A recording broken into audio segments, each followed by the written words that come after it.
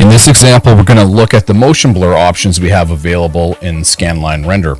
So we have this scene where we have this geometry that is animated on cards in the 3D space.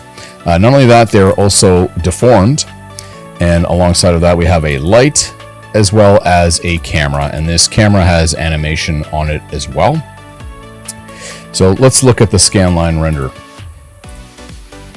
So we have our render in place, and if we select the ScanlineRender under the motion blur options, we can see all the different controls that we have. Now this particular scene has all of the above, so we're going to first turn on the camera transform for the movement of the camera, or the camera X form. So once we do that, we can see that we now have the motion blur enabled for the camera X form.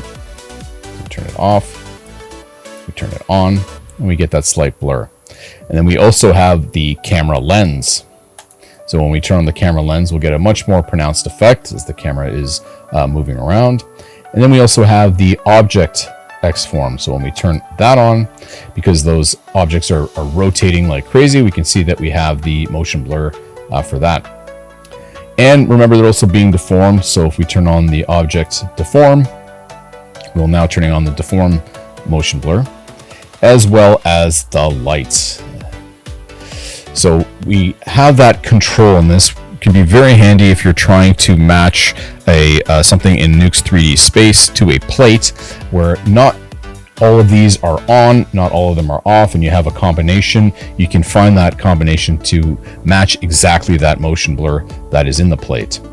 So at this point, we can now just clean up our sampling and get a nice clean render of our motion blur.